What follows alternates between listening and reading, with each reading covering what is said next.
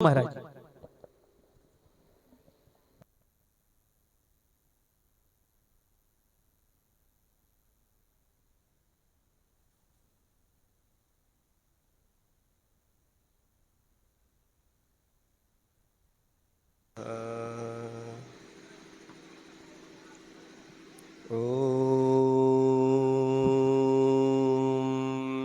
नमः सिद्धेभ्यः। ॐ नमः सिद्धेभ्यः। निर्मल जल सामान्य है जिनका,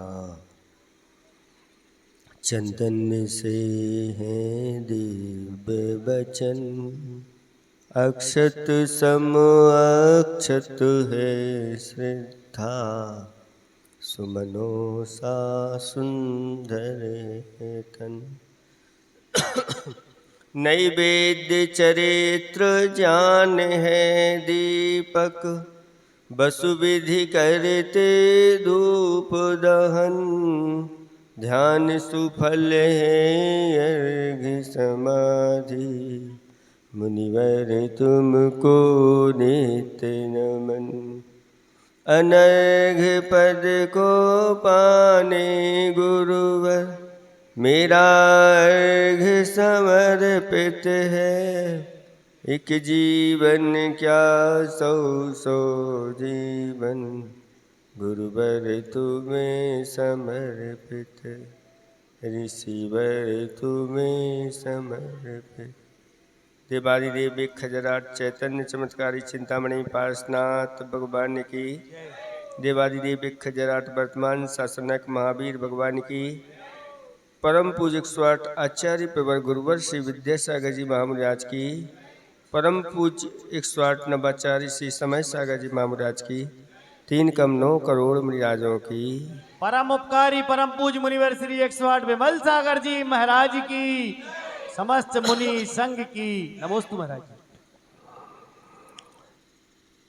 धर्म स्नेही अब आत्माओं, कहा है अनादि विद्या दोषोत्थ, चतुः संज्ञा जुरा तुरा। सस्वत स्वज्ञान विमुखा,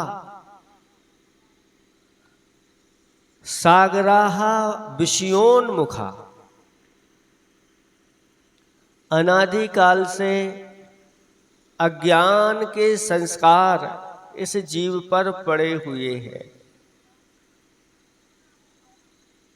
उन दोषों से उत्पन्न 4 संज्ञाएं इस जीव के साथ लगी हुई,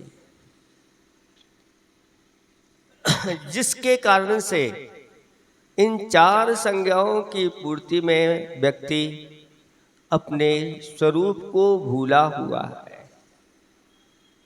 और विषयों की ओर हमेशा उन्मुख है।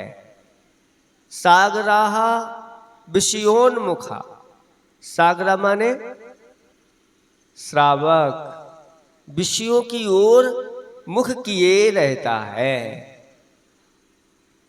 उससे विरक्त नहीं हो पाता। यहां तक कि एक इंद्रिय जीव भी क्यों ना हो,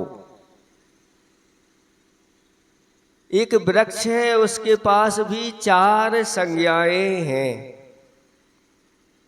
आहार संज्ञा की पूर्ति के लिए वह जड़ों के माध्यम से अपनी खाद्य सामग्री संचित कर लेता है। भय संज्ञा भी उसके अंदर देखी जाती है। कोई अगर वृक्ष को तोड़ने के लिए जाए तो वृक्षों की स्थितियां अंदर से गड़बड़ा जाती है। विज्ञान लोग ने भी इस प्रकार का सिद्ध किया कि वृक्ष जो है ना प्रसन्न भी दिखते हैं और मुरझा भी जाते हैं, घबरा भी जाते हैं, यानी उनके अंदर भय संज्ञा। एक छुई मुई का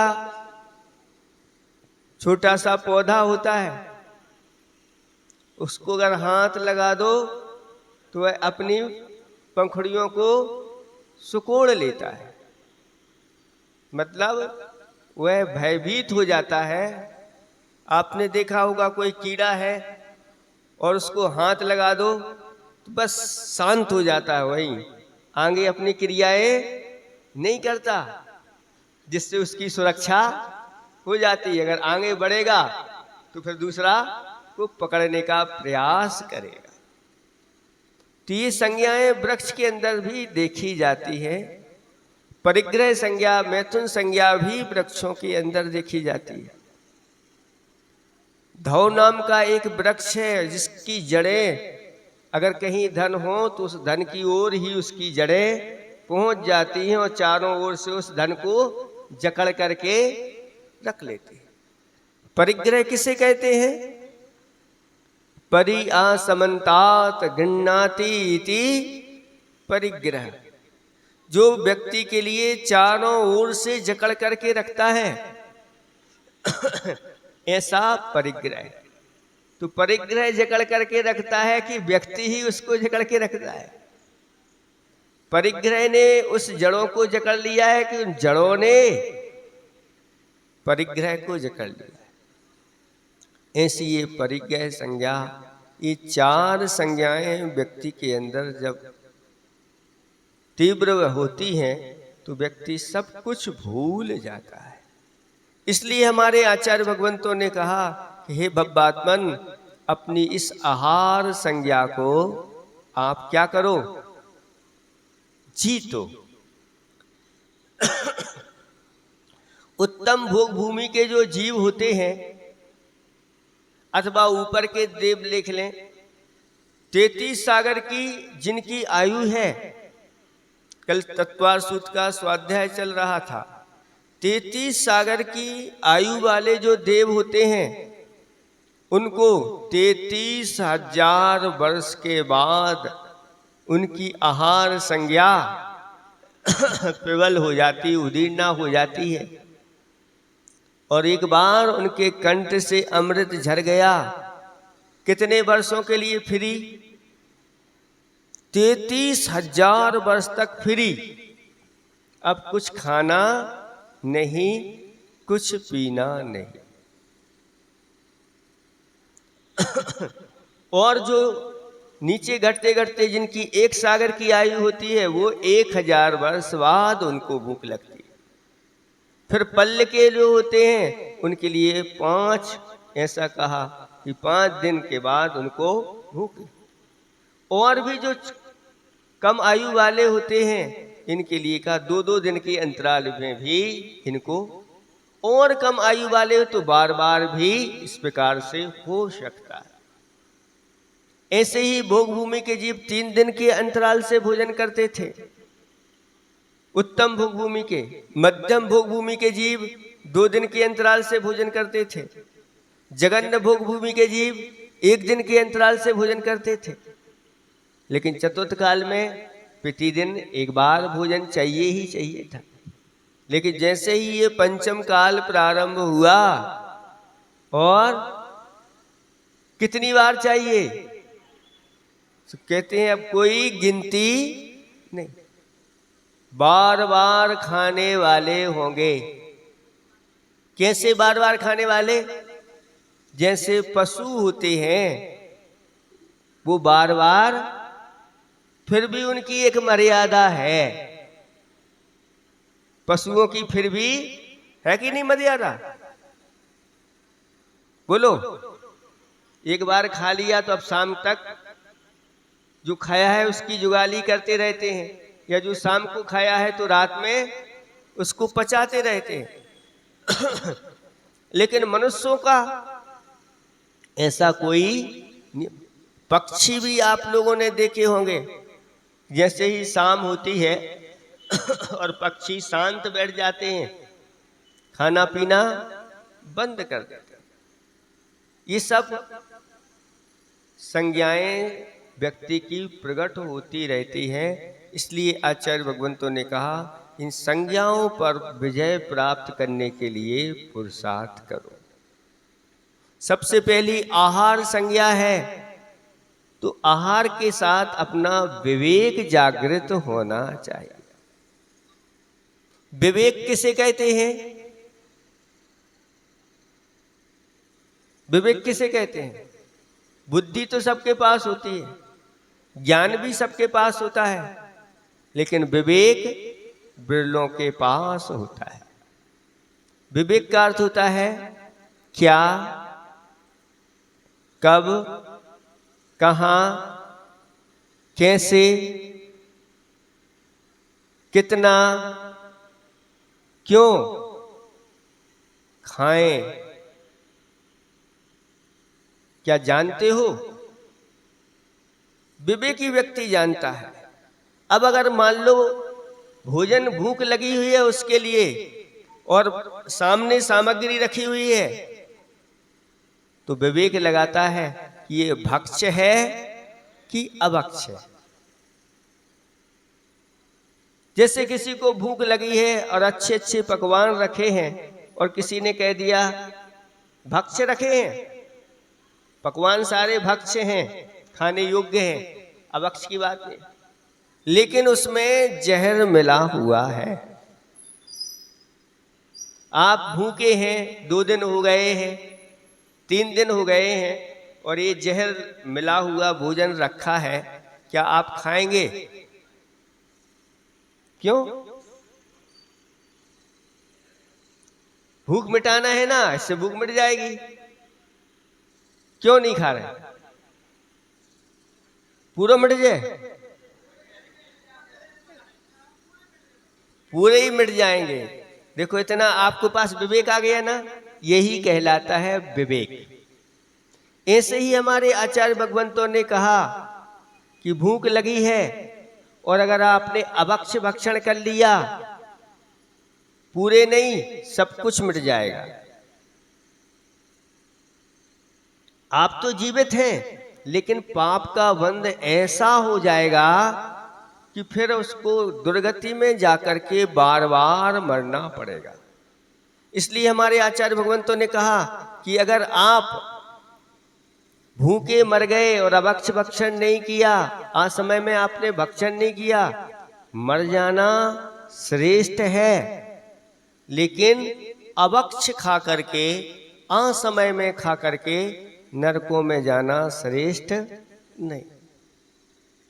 मर गए तो अजर अमर बन जाओगे, और अगर खा करके मरे अभक्षादी तो फिर नरकों में जाओगे। ऐसी ये बात है। 22 अभक्ष्य जिनवाणी में लिखे हुए हैं, उन 22 अभक्षों में बहुत सारी चीजें होती हैं, उनको त्याग करना चाहिए संकल्प पूर्वक। कौन कौन से आते हैं? आप लोग पढ़ते हैं ना, ओला घोर बड़ा निशि भोजन, बहुबीजा बैगन संधान, बड़ पीपल उमर कठुम्बर, पाकर फल जो होए अजान, कंद मूल माटी विष आमिष, मधु मक्खन अरु मदरा पान, फल अति तुच्छ तुषार चलित रस, ये जिनमत 22 बखान। ये जिनेन्द्र भगवान के यहाँ 22 अभक्ष्य कहे गए हैं। और भी जितने सारे अभक्ष होते हैं, इन 22 अभक्षों के अंतर ही वह गर्भित हो जाते। क्योंकि आज बहुत सारी चीजें ऐसी तैयार हो गई हैं, कितनी हैं तो 2200 से भी ज्यादा हो सकती हैं, लेकिन आ जाएंगी सब इनके अंदर।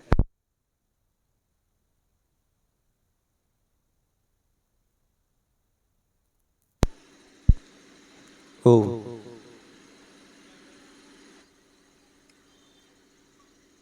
ओम ओम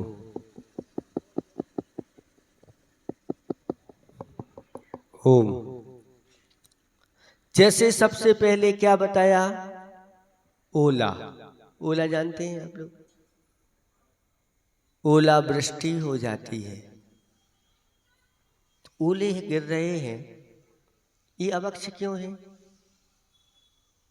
इनमें तृष राशि भरी रहती है जीवों की।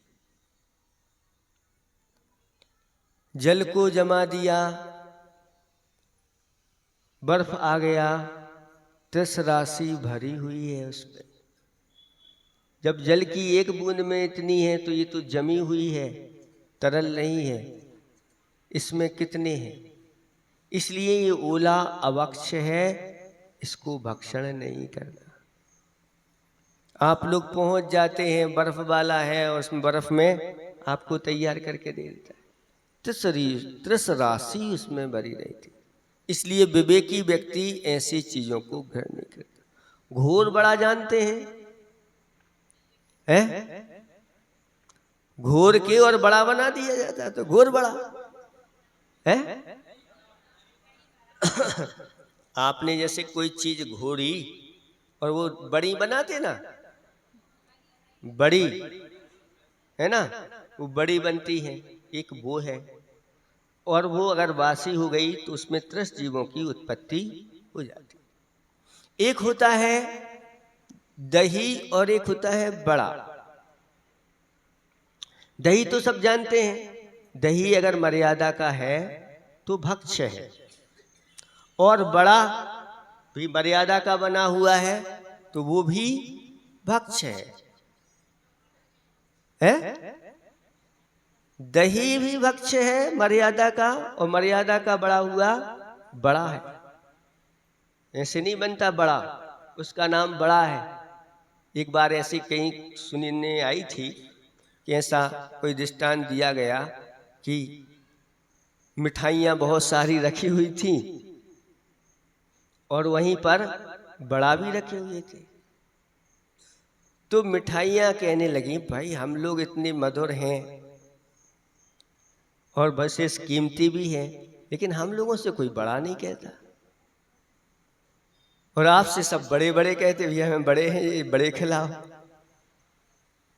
तो बड़ा कहता है कि भाई अभी आपको पता नहीं मेरे साथ क्या क्या स्थितियां घटी, तब जाकर के मैं बड़ा बना। पहले मैं दला गया, दला के फिर मुझे गलाया गया, गलाने के बाद फिर मुझे पीसा गया, और पीस करके फिर मुझे तलाया गया, फिर तलाने के बाद फिर मुझे गला दिया। ऐसे तल गला आदि करके हम बड़े बने हैं, इसलिए बड़े कहलाते हैं। यानी बड़े बनने में बहुत कुछ सहन करना पड़ता है, पुरुषार्थ करना पड़ता है, सुनना पड़ता है। बड़े तो कहते हैं, लेकिन ये सारी चीजें आ जाती तो बड़ा। अब अगर दोनों को मिला करके खाते हैं तो क्या हो जाता है? लार मिलने से तात्कालिक वहीं पर सम्मूर्छन जीवों की उत्पत्ति हो जाती। इसलिए उसको मना किया है कि ऐसा जो करते हैं वो अभक्ष का भक्षण करते हैं। लेकिन आपने पहले दही खा लिया और बाद में अगर आपने कुल्ला आदि करके शुद्ध मुख से बड़ा खा लिया तो वह आपके लिए अभक्ष की कोटि में नहीं आएगा। भीतर जाकर के भली वह दही बड़ा, लेकिन बाहर अगर दही बड़ा बना करके आप लोग खाओगे तो ये अभक्ष की कोटि में है। ऐसी चीजें नहीं खाना। मर्यादा का जो दूध होता है वो तो पीने योग्य है, लेकिन इसमें अगर मर्यादा के बाहर हो गए तो तज्जाति निगोत संज्ञा उनको दी है, सम्मूर्छन जीवों की उत्पत्ति हो जाती है। यानी दूध में गाय के आकार के रसाइया, भैंस के आकार के रसाइया, रस में उत्पन्न होने वाले ये जीव होते हैं, उसी आकार में उसी में मिले रहते हैं, दिखते कुछ भी। इसलिए कहा सूक्ष्म जिनोदितम तत्वम हेतुर्भिर नैव हन्यते आज्ञा सिद्धम तु तद्ग्राह्यम नान्यथा वादनो जिना। भगवान का कहा गया जो तत्व है बहुत सूक्ष्म है। कौन दिखा रहा है कि जल की बूंद में कितने जीव दिख रहे? एक भी नहीं दिख रहे। लेकिन जब सूक्ष्म यंत्र से देखा तो ये तो सब बड़े बड़े चलते फिरते नजर आ रहे हैं, तो ये तो इतना सूक्ष्म नहीं है। केवल ज्ञान तो इतना सूक्ष्म है कि आप किसी भी यंत्र से जो नहीं दिखते वो केवल ज्ञान में सब कुछ झलक जाते हैं। वही भगवान ने कहा है, इसलिए इन अवक्षों का पहले त्याग करना चाहिए। फिर बहुबीजा, जिसमें बहुत बीज भरे रहते हैं, जिनके बीजों के अपने स्वयं के घर नहीं होते, एक के ऊपर एक बीज भरे रहते हैं, ऐसे फल आदि नहीं। या बैगन उसका नाम कहा है कि उसमें ऐसे ही बीज भरे रहते हैं। अब लेकिन सुनते हैं कि बिना बीज के भी आने लगा। महाराज में है ही नहीं तो क्या दिक्कत है? आप लोग क्या क्या करिश्मा दिखा रहे हो, कुछ कह नहीं सकते। अब कहते हैं महाराज कंदमूल जो तो नीचे लगे, वो नीचे धरती के अंदर हो, वो तो कंद और मूल है लेकिन अब तो ऊपर लग रहे हैं आलू, तो अब क्या दिक्कत है? आपने तो कंदमूल का तो ऊपर लग रहे हैं। तो वैज्ञानिक ने तैयार कर दिए कि भैया अब ये आलू नीचे वाले नहीं, ये तो ऊपर वाले आलू है, बिना मिट्टी के पानी में तैयार हो जाते हैं। लेकिन संस्कार तो वही है ना, जीन्स वही है, वो संस्कार उसमें चले जाते हैं, वो सारी उन चीजों को उत्पत्ति करा देते हैं। क्योंकि एक थोड़ा सा जामुन कितना सा है, इतना सा है, एक चम्मच से आधा चम्मच से भी आधा चम्मच है, वो इतना सा जामुन आपने दूध में डाल दिया दही का, वह पूरे के पूरे चाहे कितना भी एक टंकी क्यों ना हो, सबको विकृत कर देता है। ऐसे ही उसमें इस प्रकार के जीन्स होते हैं, चाहे ऊपर उगाओ चाहे नीचे उगाओ, लेकिन उनमें वो सारी चीजें उत्पत्ति उनकी हो जाती है, हमें पता नहीं रहता क्या क्या चीजें। इसलिए इस बैगन को त्याग करना चाहिए। इसके अंदर भी जीवों की उत्पत्ति हो जाती है, बाहर से बिल्कुल कहीं भी छिद नहीं दिख रहा है, लेकिन अंदर देखते हैं तो निकल आता है। इसलिए इसको मना किया गया है। संधान का अर्थ आप जानते हैं, संधान क्या कहलाता है? अचार मुरब्बा बासा। जो बासे अचार मुरब्बा होते हैं, इनमें निरंतर जीवों की उत्पत्ति और निरंतर मरण होता रहता है। जितने जीव उसमें उत्पन्न होते हैं मरते हैं, जितना अचार मुरब्बा सड़ता है उतना ही वह टेस्टी बनता जाता है। क्यों बनता है बोलो? सड़ रहा है, उसमें जीवों की उत्पत्ति मरण, जीवों की उत्पत्ति मरण, इस प्रकार से वह गलता जाता है, सड़ता जाता है, वह ऐसा हो जाता है। इसलिए ये भी नरक के द्वार लिखे हैं शास्त्रों में, ये नरक के द्वार कहे गए हैं। इसलिए इन लोगों इन चीजों से बच। और 5 उदंबर फल तो आप जानते ही हैं, और जिसके बारे में हम जानते नहीं ऐसी वस्तु को ग्रहण नहीं करना, वो अजान फल है।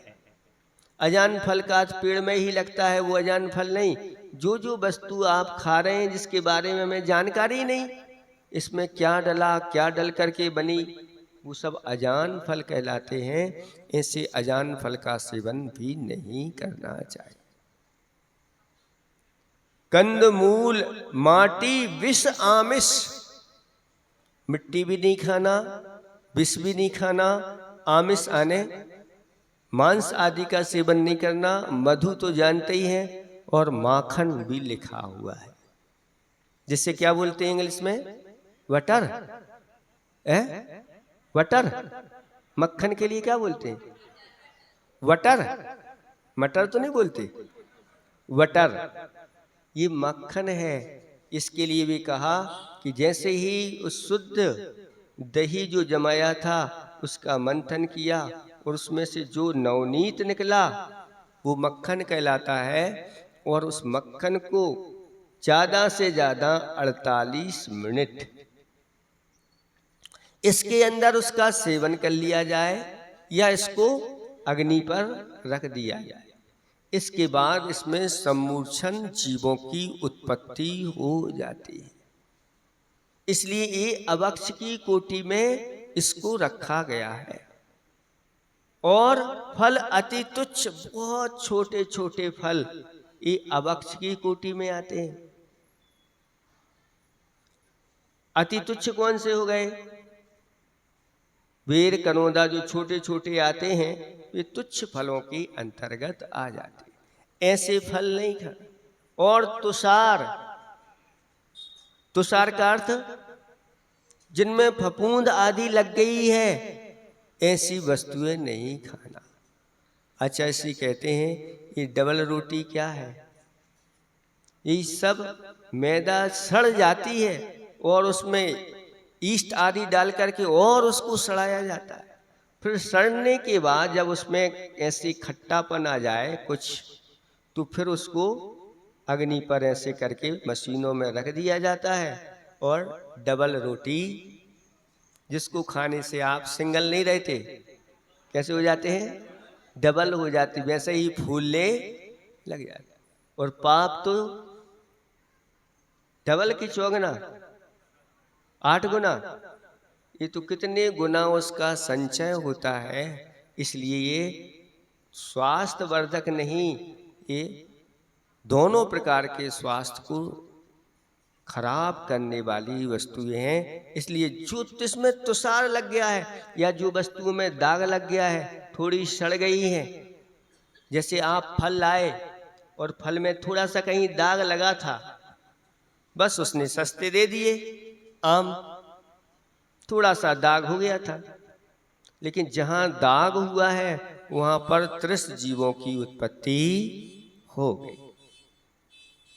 इसी प्रकार से चलित रस जिसका स्वाद बिगड़ गया है, ऐसी वस्तुओं में सब में जीवों की उत्पत्ति हो जाती है। इसलिए इसको ग्रहण नहीं करना। ये जिनमत में 22 अभक्ष कहे गए हैं। हे पापात्माओं, जब भी भोजन करो तो देख लो कहीं ये भक्ष है कि नहीं, खाने योग्य है कि नहीं।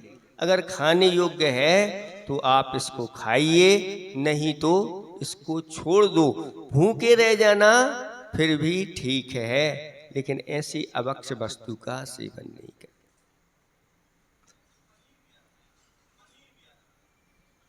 पनीर जो होता है वो दूध से फाड़ करके बनाया जाता है, तो उसकी मर्यादा होती है। उस मर्यादा के अंदर अगर वो है तो आप ले सकते हैं। अगर उसका स्वाद बिगड़ गया तो आप उसको ग्रहण नहीं कर सकते। पनीर अलग चीज है, मक्खन अलग चीज है, मावा अलग चीज। ये सब अलग अलग प्रकार की चीजें होती हैं। मावा, मलाई और एक और होता रबड़ी। ये ऐसी चीजें हैं कि अगर आपके यहाँ दूध नहीं है और चाय पीना है, वैसे चाय तो अभक्ष होती है, लेकिन इनसे काम लोग चला लेते हैं। अगर मलाई रखी है तो मलाई उसमें डाल देते हैं तो दूध का काम कर जाते हैं। और मावा है तो मावा भी थोड़ा सा उसको घोल लिया और डाल दिया। रबड़ी है और डाल दी तो भी वह काम कर जाते। लेकिन अगर आपके पास छेना है तो अब बनने वाली नहीं, क्योंकि इसका अलग है, उसका अलग है। ये पर्याय अलग अलग प्रकार से, गोरस है मूल में, और इसकी ये पर्याय अनेक प्रकार की हुआ करती है। इसलिए ऐसी वस्तुओं का सेवन नहीं करना। वह देख लेता है भक्ष है, मर्यादा का है, इसमें जीवों की उत्पत्ति नहीं है, प्रासुक है, वह ग्रहण कर लेता है। ऐसा प्रासुक भोजन करने वाला व्यक्ति बहुत पवित्र भक्ति माना जाता है, विवेकी माना जाता है। तो ये हो गया क्या खाएं। अब भूख लगी है और रात्रि का समय है, तो कब खाएं? अब प्रश्न करेगा भाई अब तो अंधेरा हो गया, सम्मूर्छन जीवों की उत्पत्ति विशेष रूप से हो गई, अब खाएं कि नहीं खाएं? तो वो कहता है कब खाएं? आयुर्वेद में लिखा है कि भोजन करने का समय क्या है? बताओ क्या है समय भोजन करने का? सूर्यास्त के पहले पहले। लेकिन उसमें लिखा हुआ है कि जब भूख लगे तब खाएं। कब खाएं? जब भूख लगे। अगर दिन भी है और भूख नहीं लगी तो नहीं खाएं, क्योंकि स्वास्थ्य के लिए हानिकारक है। और रात्रि में भूख लगी है तो खाएं कि नहीं? वह रात्रि में खाना स्वास्थ्य के लिए भी हानिकारक है और आत्मा के लिए भी हानिकारक है, दोनों प्रकार से हानिकारक है। इसलिए दिन में खाएं, लेकिन दिन में भी जब भूख लगे तब खाएं, बिना भूख के नहीं खाएं। ये दिन में खाने का अर्थ होता है कि सूर्य की किरणें जैसे ही पड़ती हैं और भूमि प्राशुक होती है, स्थान प्राशुक हो जाता है और फिर भोजन करते हैं, तो उसमें पाप का बंध नहीं बताया गया। लेकिन रात्रि में भोजन करने से तो महापाप का बंध होता है। एक कथा आती है, आप लोगों ने सुनी हुई है, पहले सुनाई भी होगी, कि एक राजा का रुद्रदत्त नाम का पुरोहित था। वह राजा के यहाँ गया। वह दिन में भोजन करता था, रात में भोजन नहीं करता था। लेकिन उसका ऐसा नियम नहीं था कि मैं रात में नहीं करूंगा, लेकिन करता था। उच्च कुल में जन्म लिया है, दिन में भोजन होता था। लेकिन राजा के कार्यवशात वह वहां पर गया और राजा ने उससे इतना काम करवाया कि रात्रि हो गई, एक पहर निकल गया। जब वह अपने घर आया तो भूख लगी हुई थी। उसने अपनी पत्नी से कहा कि भोजन तैयार करो, भूख लगी हुई है। तो उसकी पत्नी ने, अंधेरा था, 3 घंटे निकल गए थे, भोजन बनाते बनाते 2-3 घंटे और निकल गए। और हुआ यूं कि जो उसने रोटी बनाई थी, घी चुपड़ करके उनमें रख दिया, अंधेरा था और चींटियां आई उसमें लग गई। जो सब्जी बनाने थी उसमें बघार लगाने के लिए, हींग मांगने के लिए पड़ोसी के यहाँ चली गई। भगोनी उसी पर चूल्हे पर रख करके गई। एक मेंढक आया और उसने जोर से उछला और उस मेंढक जाके उसमें गिर गया और उसमें उसने बैगन का बघार लगा दिया। और उसने आज ही रात्रि में भोजन किया। उस भोजन के परिणाम स्वरूप ऐसा पाप का संचय किया कि वह मर करके उल्लू बना। क्या बना? उल्लू बना। देखो, उसने कभी रात में नहीं खाया था, लेकिन रात में पहली बार बनाया और खाया। उसके परिणाम स्वरूप ऐसा पाप का संचय किया कि मर करके उल्लू बना। और उल्लू मर करके फिर क्या बना? नार की जीभ बना, नरक में गया। वहां से निकल करके कौआ बना। फिर कौए की लंबी आयु होती है, उसने भी अनेक जीवों का भक्षण किया और फिर मर करके नरक में चला गया। फिर वहां से निकल करके आया। इतने जल्दी नहीं आते नरक से निकल करके, सागरों की आयु होती है वहां पर और महादारुण दुख वहां पर होते हैं। वहां से निकल करके बिलाव बना। उस बिलाव ने फिर अनेक जीवों का भक्षण किया और मर करके वह नरक में चला गया। वहां से निकल करके फिर जंगली जानवर बना। उसने भी अनेक जीवों का भक्षण किया, मर करके नरक में चला गया। वहां से निकल करके आया तो वह गिद्ध बना और गिद्ध ने भी अनेक अभक्ष वस्तुओं का भक्षण किया, मर करके नरक में चला गया। वहां से निकल करके आया तो फिर सांवर नाम का जंगली जानवर हुआ, फिर मर करके नरक में गया। वहां से निकल करके फिर सूकर बना, सूकर मर करके नरक में गया। वहां से निकल करके फिर अजगर हुआ, अजगर मर करके नरक में गया। फिर वहां से निकल करके वह गोय बना, गोय गोयरा जैसी गोय होती है, उसने भी अनेक जीवों का भक्षण किया, फिर नरक में चला गया। फिर वहां से निकल करके महामच्छ हुआ और उस मच्छ ने भी अनेक जीवों का भक्षण किया और मर करके नरक में चला गया। कितने भाव हो गए गिने आप लोगों ने? 10 भाव नरकों में और 10 भाव त्रियंचों में। एक रात्रि में भोजन बनाया और खाया, उसके ये परिणाम है। और आपकी तो डेली रसोई चालू रहती होगी, रात में चलती कि नहीं? जैन कुलों में जैसे ही शाम होती है, भोजन पानी आपका हो गया और रसोई को क्या कर देते हैं? बंद कर देते हैं, ताला लगा करके। अब इसमें कोई घुसेगा नहीं।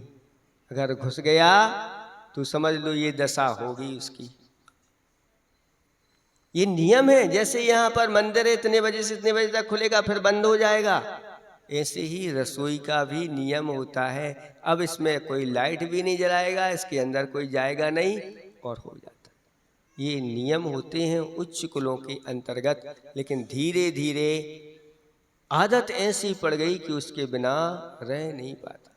महाराज हमारा तो त्याग है। किसका त्याग है? रात्रि भोजन का त्याग। कितने बजे तक का? तो कोई कहते हैं 8 बजे तक का, कोई कहते हैं 7 बजे तक का, कोई कहते हैं 9 बजे तक का। तो हमने कहा भाई आपके यहाँ 7 बजे सूर्य डूबता है क्या? आपके यहाँ 8 बजे डूबता है क्या? आपके यहाँ 9 बजे डूबता है क्या? कोरझावर में कितने बजे डूबता है?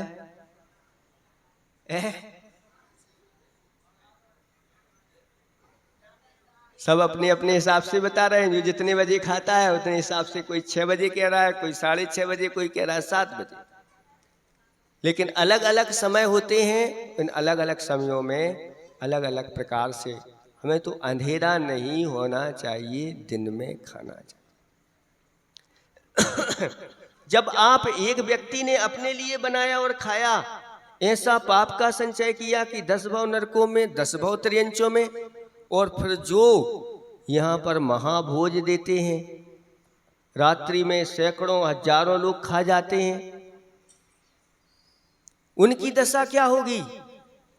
उनके पाप के बारे में तो कोई कह नहीं सकता। सरस्वती भी उनके पाप के बारे में वर्णन करे तो कह नहीं सकते। इसलिए भव्यात्माओं, अपने अंदर विवेक जागृत करो और कभी भी रात्रि में भोज स्वयं नहीं करो और कभी भी रात्रि में दूसरों को भी भोज मत कराओ। यहाँ विवाह कब होता है? दिन में कि रात में?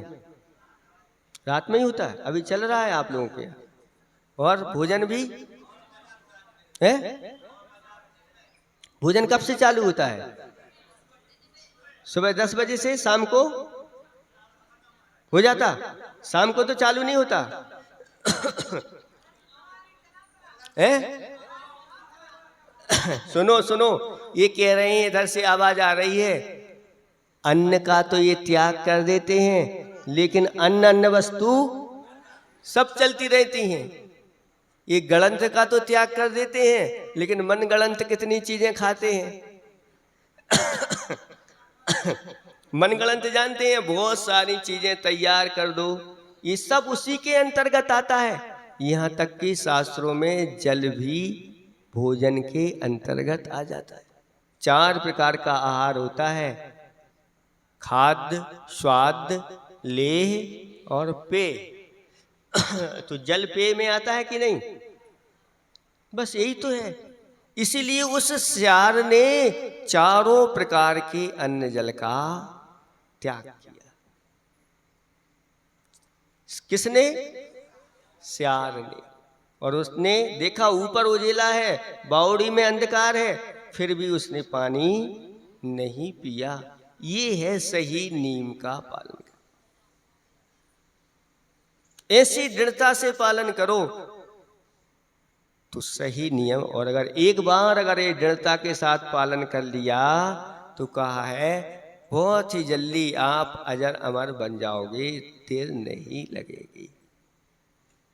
इसलिए ये सब परंपराएं। अब तो सुनते हैं कि जैनेतर लोग भी दिन में विवाह करने लगे हैं आप लोगों को देख करके, लेकिन आप लोग फिर पुनः उसी तरफ जा रहे हैं।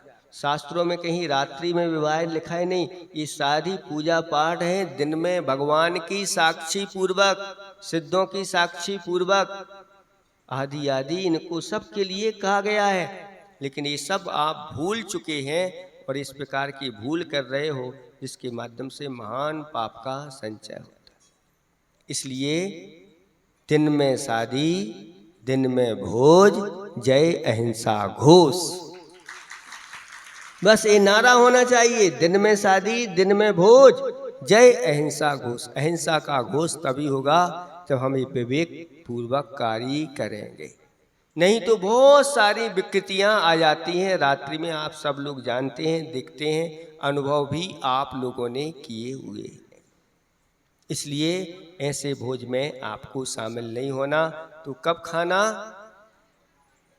दिन में खाना, रात में नहीं खाना। ये विवेक है, क्योंकि पशु पक्षी भी ये आज भी शाकाहारी जो होते हैं विशेष रूप से ये विवेक रखते हैं। हाँ, कोई पशु आपकी संगति में आकर के बिगड़ गए हों वो बात अलग है। हमारा एक जगह चतुर्मास हो रहा था और एक व्यक्ति ने कहा कि महाराज यहाँ पर एक ऐसा घोड़ा है। उनकी कैसा घोड़ा है? उसको टीवी देखने की आदत पड़ गई। जहां वह बंधा रहता है बाहर, वहां टीवी लगी है, वो टीवी चलती है और वह घोड़ा उसी को दिखता रहता है। तो हमने कहा ये मनुष्यों की संगति का असर है। उसको भी आनंद आ रहा है, अच्छी अच्छी चीजें दिख रही हैं। जैसे आप लोग घोड़े का नृत्य देखते हो तो अच्छा लगता है कि नहीं, ऐसे ही घोड़ा भी आपके नृत्य देख करके उसको भी आनंद आता है। आप समझेंगे तो घोड़ा ये क्या जानता है, नहीं, वो आपके नृत्य देख करके आनंदित हो रहा है। ऐसे ही वह टीवी देख करके आनंदित होता है। और टीवी बंद कर दो सो वह घोड़ा रूठ जाता है। अब उसके लिए भोजन दे रहे हैं, भोजन नहीं कर रहा है। कल्ले कल्ले भोजन नहीं करूंगा, ऐसे गर्दन हिला रहा है। क्यों नहीं कर रहा है? टीवी चालू करो, और टीवी चालू कर दो तो खाने लग जाता है, प्रसन्न हो जाता है। जैसे आप लोग हैं, बच्चे हैं, मोबाइल नहीं दो तो हम भोजन नहीं करेंगे, रूठ जाते हैं। ऐसे तो आपकी संगति में पशु पक्षी बिगड़ गए हों ये बात अलग है। वैसे पशु पक्षियां अपने नियमों का पालन आज भी कर रहे हैं। तो क्या खाना, कब खाना, फिर कहां खाना, कहां पर खाना? द्रव्य, क्षेत्र, काल और भाव की जहां शुद्धि हो वहां पर भोजन करना। ऐसा स्थान कौन सा होता है? चौका। चौका जानते हैं? द्रव्य, क्षेत्र, काल और भाव शुद्धि सा चौका हो ऐसा जहां पर ये चार शुद्धि होती है। द्रव्य की शुद्धि यानी भोजन की शुद्धि हो गई, खिलाने वालों की शुद्धि होना चाहिए, तो ये हो गया द्रव्य शुद्धि। अपनी भी शुद्धि होना चाहिए, खाने वालों की भी शुद्धि होना चाहिए, खिलाने वालों की भी शुद्धि होना चाहिए, और वस्तु की भी शुद्धि होना। जहाँ ये शुद्धि होती है अपने आप ये सब काम सिद्ध होते चले जाते। पहले भोजन बनता था और पंगत में बनाया 100 लोगों का भोजन और आ गए 1000। अब वही भोजन अगर शुद्ध व्यक्तियों ने बनाया है और शुद्ध बनाया है, कुछ नहीं करना, अच्छी तरह से पर्दा डाल दो, कोई देखे नहीं क्या है, और अच्छी तरह से नमोकार मंत्र पढ़ के और निकालते चले जाओ। 100 के स्थान पर 1000 भोजन करते जाते हैं, भोजन कम नहीं पड़ता। ये कहलाती है रिद्धि सिद्धि। लेकिन चौकों में जब से ऐसी अशुद्ध वस्तुएं आई, अशुद्ध बनाने वाले पहुंचे, ये रिद्धि सिद्धि सब चली गई। तो ये खाने का स्थान है, इसलिए अन्य स्थानों पर जाकर के ये होटल आदि में जाते हैं, ठेले पे जाते हैं, ढाबे आदि जाते हैं, वहाँ तो वहाँ ना द्रव्य है, ना क्षेत्र है, ना काल है, ना भाव है। कब बनाया, कब की है, 3 दिन की भी बची हुई वस्तु और ताजी करके आपको क्या कर रहे थे, फ्राई है, दाल फ्राई कर दो बस। कब की दाल है वो नहीं, कोई दिक्कत नहीं, बस दे दिया। ऐसी स्थिति हो जाती है। और आप कहते हैं ऐसे स्थानों पर भोजन करने से अपना किया हुआ धर्म कर्म सब नष्ट हो जाते। जैसे सुबह हमने बताया था कि आया है ऐसा वर्णन कि जो तंबाकू, बीड़ी, सिगरेट आदि, मद्य आदि इनका सेवन करते हैं, उनके धर्म कर्म ये सब नष्ट हो जाते हैं। यानी यहाँ पर तो आप पूजा पाठ सब कर रहे हो और वहाँ जाकर के इसका सेवन करते हो तो वो किसी प्रकार से उसका पुण्य मिलने वाला सब नष्ट हो जाता है। ऐसे ही ऐसे स्थान पर भोजन करने से हमारा श्रावकपना भी नष्ट हो जाता है। यानी जो वहाँ चला गया तो भ्रष्ट हो जाता है। पहले बहुत कम दुकान होती थी, शहर में एक आध कोई दुकान हो हलवाई आदि की, लेकिन वहाँ भी ऐसे सब लोग नहीं जाते थे, जिन्हें अविवेकी होते थे भी जाते। लेकिन धीरे धीरे ये प्रचलन बना, अब वहाँ पर नहीं खाते थे होटल में बैठ के, चुपचाप एक दोने में ले आए और ढक करके ले आए। और कहाँ खाएंगे, कोई देख न ले, नहीं तो ये कहेंगे होटल का ले आके खा रहे। लेकिन अब तो उसमें मोबाइल में डलता है, ये कहाँ जा रहे हैं, पंचवटी, पंचतारा, सितारा आदि आदि क्या क्या है, ऐसे ऐसे स्थान, फैमिली रेस्टोरेंट, फैमिली के साथ आज यहाँ पर हुआ, दिखा दिखा करके डाल रहे हो। तो ये सब चीजें क्या है, आज लज्जा सब एक से हो गए ना, वे भी जाते हैं, लेकिन ये सब चीजें आगम विरुद्ध हैं। ऐसा है तो कहाँ खाना और फिर कैसे खाना, ये भी विवेक अपने अंदर होना चाहिए। खड़े होकर के खाना कि बैठ के खाना, आज निर्णय करना है आप लोगों को। थोड़ा सा और है 5 मिनट का, बोलो खड़े होकर के खाना कि बैठ के खाना। बैठ के खाना, खड़े होके क्यों नहीं खाना?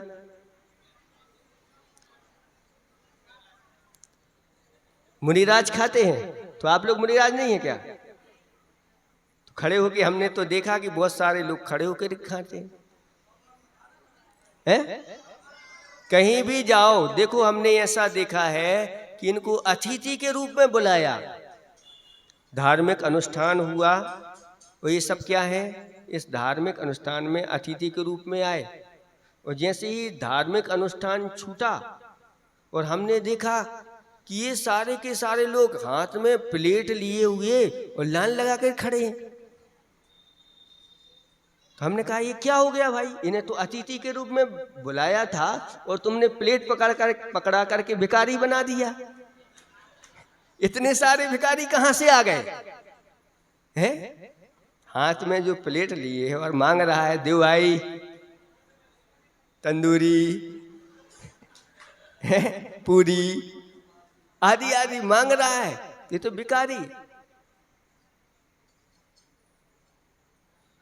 और वो भी कहते हैं हाँ रुको खड़े रहो भी मिलेगी।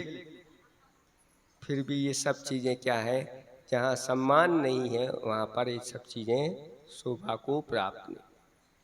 किसी कवि ने कहा है रहीमन मोह न सुहाए, अमी पियावत मानु बिन, जो विष देत बुलाए, प्रेम सहित मर बो भलो। एक कवि हुए हैं, वो कहते हैं कोई अगर मान सम्मान के बिना अगर मुझे अमृत पिलाता है, अमी पियावत, अमी यानी अमृत होता है, ये मान सम्मान के बिना कोई अगर हमें अमृत पिलाता है तो मोह ना सुहाए, ये मुझे अच्छा नहीं लगता। जो विष देत बुलाए प्रेम सहित मरबो भलो। अगर कोई प्रेम सम्मान के साथ और अगर विष का कटोरा भी रख देता है तो भी पी करके मर जाना अच्छा है, लेकिन बिना मान सम्मान के अमृत भी। लेकिन क्या होता है, कोई मान सम्मान नहीं, वो तो सामग्री रखी है, बस यहां से छूटने दो। और जो सबसे श्रेष्ठ सामग्री होती है सभी लोग उसी पर जाकर के सबसे ज्यादा भीड़ होती है और एक दूसरे को धक्का मुक्की करके जो जितना लूट सके तो राम नाम की बस लूट सके तो लूट। ये सब जो है ना ये अविवेक है। ये जैन कुल में उच्च कुल में ये सारी चीजें निषेध हैं। ये सब चीजें नहीं।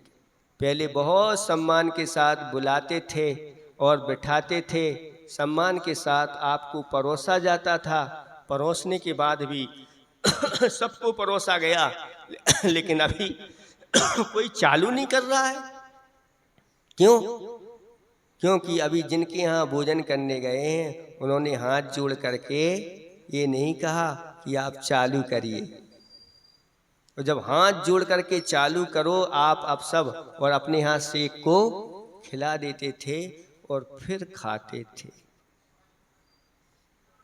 अब क्या हो गया, कहाँ पहुंच गए? आरी खंड के हैं, आरी हैं।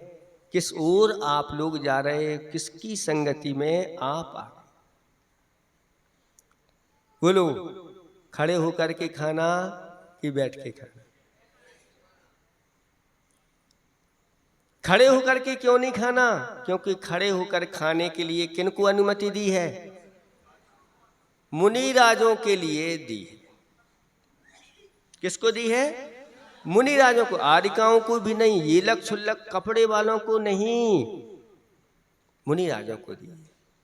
क्योंकि मुनि राजों का संकल्प है जब तक इन जंगाओं में बल है तब तक ही हम अपने पानी पात्र में निर्विकार होकर के भोजन करेंगे। क्या है? जब तक खड़े होने की शक्ति है तभी तक भोजन करेंगे। मुझे ऐसा लगता है आप लोगों ने भी ऐसा ही कोई नियम ले लिया है कि जब तक मेरे खड़े होने की शक्ति है तभी तक भोजन करेंगे। जिस दिन खड़े होने की शक्ति नहीं, बैठ के भोजन नहीं करेंगे, उस दिन आप लोग चारों प्रकार के। ऐसा चल रहा है क्या है? बैठे में घुटना पड़ाते हैं, दर्द करते हैं। ये सब चीजें जो है ना ये सब प्रमाद के सूचक हैं और ये सब चीजें आ रही हैं, इनके प्रभाव अच्छे नहीं। इसलिए कहा खेल खेल में भी खड़े होकर के भोजन नहीं करना, गृहस्थों को बैठ के ही भोजन करना।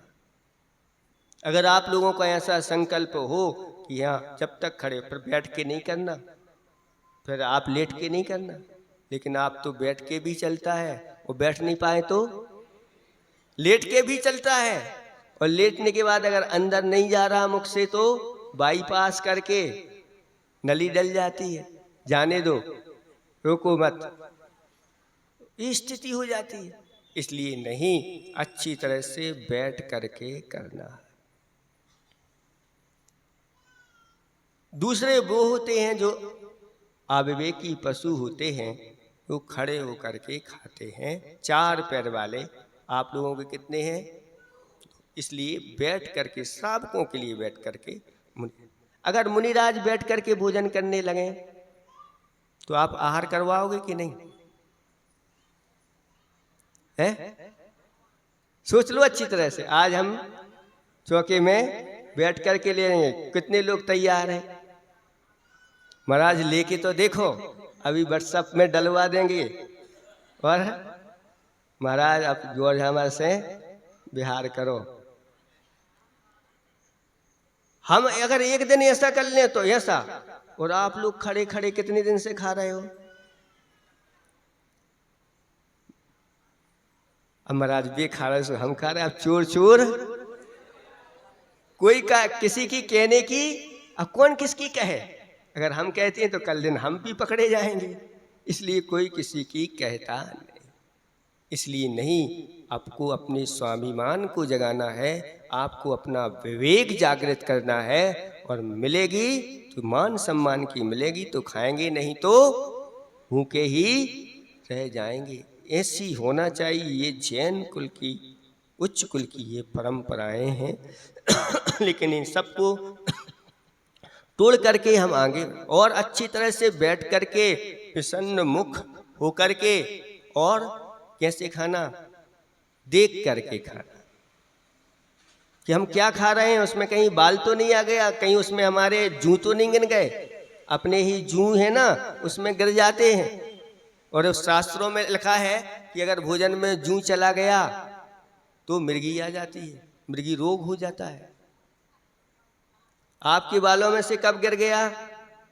आप देख के खा रहे हैं क्या? हाँ महाराज, हम तो देख के ही खाते हैं। आपने जब से कहा ना, हम तो देख के ही खाते हैं। उनकी क्या देख के खाते हो? जब से आपने कहा देख के खाना, तो हम तो टीवी चालू कर देते हैं और टीवी देख करके और भोजन करते हैं।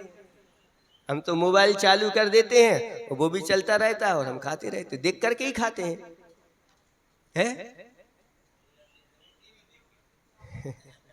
इसलिए आप लोगों को ये बता रहे हैं, भोजन को देख सोच करके करना। क्योंकि एक पशु भी होता है तो भी भोजन को वह देख लेता है इसमें क्या डला है, और वह आया और आकर उसके योग्य नहीं है तो वह दूसरे छोड़ के चला जाता है। अगर योग्य है तो खाता है।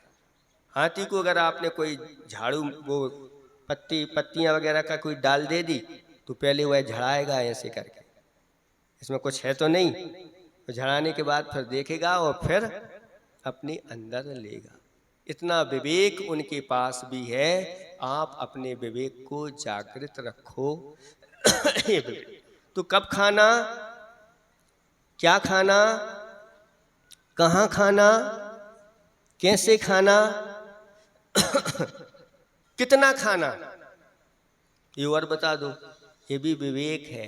कितना खाना, जितनी भूख है उससे दूना, उनोदर के दूनोदर, उनोदर करना है ना, भूख से थोड़ा कम खाना। और क्यों खाना? धर्म आदि पुरुषार्थ अच्छी तरह से हो सकें, इसलिए भोजन किया जाता है। ये कहलाता है विवेक।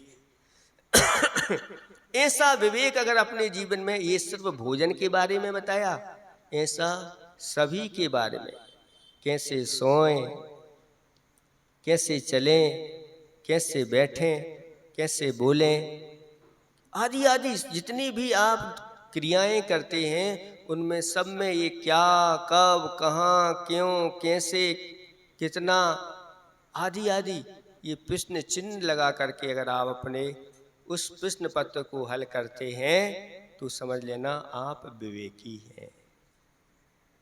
इसलिए आपको बताया था कि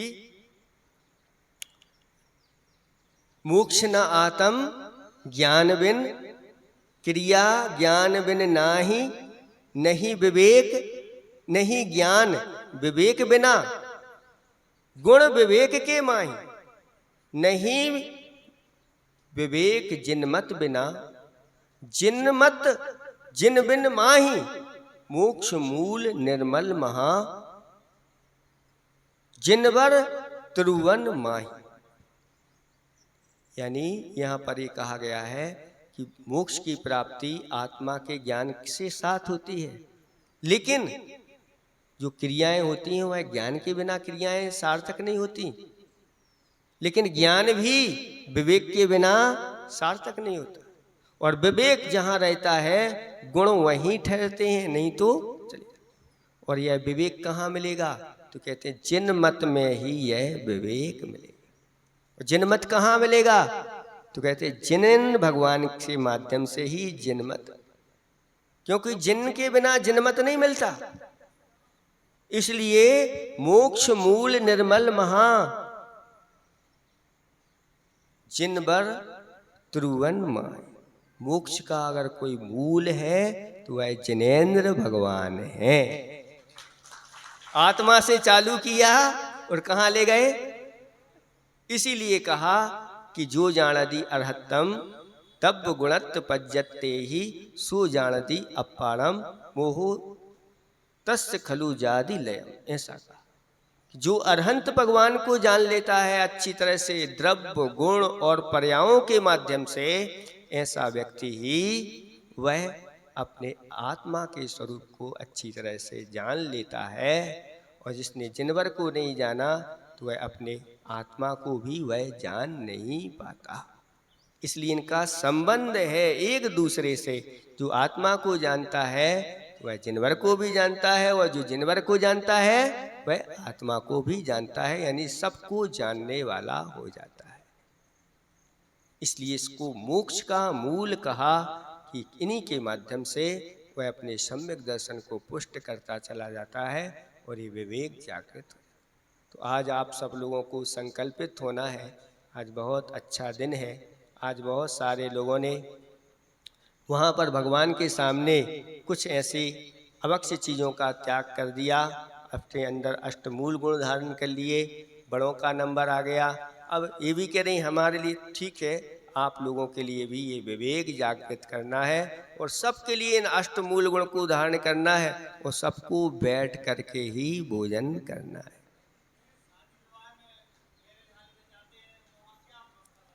वहाँ क्या व्यवस्था बना सकते? पहले तो ऐसे स्थानों पर जाना ही नहीं चाहिए, क्योंकि वहाँ जिस बर्तन में आपका भोजन बना है उसमें जिंदा पशुओं को मार करके उन्हीं बर्तनों में उनका भोजन भी बना है। यहाँ कोई कह देते हैं कि ये अलग हैं वो अलग हैं, कुछ भी नहीं होता। यहाँ की वहाँ चम्मच, यहाँ की वहाँ, उन सब ऐसे सब इनमें निषेध किया है। अगर एक भी बार ऐसे बर्तन में भोजन वो बन गया अशुद्ध तो वह बर्तन फिर योग्य नहीं होता, उसमें ग्रहण करना। ऐसे स्थान जहाँ पर सभी प्रकार के वहाँ पर भोजन होते हैं, वहाँ की बरगड़ाएं क्या होगी?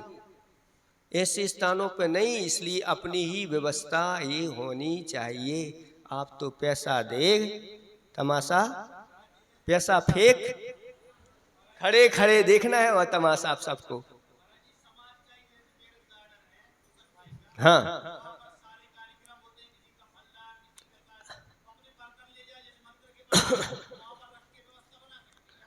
हाँ, तो वहाँ पर हम आई तो कह रहे हैं कि द्रव्य क्षेत्र अगर वहाँ पर वो कार्यक्रम हुआ है, दूसरों का हुआ है, उनने भक्षण किया है, तो क्षेत्र नहीं रहा।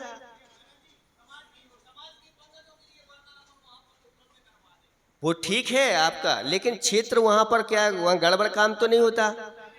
अगर नहीं होता तो आप अपने बर्तनों में इस प्रकार का उपयोग कर सकते हैं, उसमें कोई बाधा नहीं। लेकिन खड़े खड़े व्यवस्था नहीं। इतनी तो मर्यादा हो गई थी कि भैया कुर्सी पे बैठ के करें, बना सकते। ये सभ्यता है, भोजन को उच्च स्थान दिया जा रहा है और इस प्रकार से किया जाता है।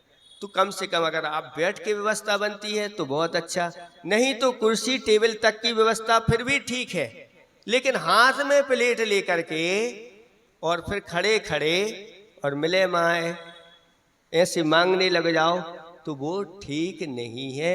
इसको आप लोगों को विवेक अपने अंदर जागृत करना है। आप सब समझदार हैं। ये धीरे धीरे विकृतियां आती चली जा रही हैं, इन विकृतियों से आप सबको बचना है और आप सब समझदार हैं। इन सब के लिए आपके पास कोई चीज़ों की कमी नहीं है। आप आपके लिए हैं अपना धर्म और अपनी संस्कृति और अपने संस्कार, इन सबको आप लोगों को जीवित रखना है। इन्हीं भावना के साथ अहिंसा परमो धर्म की।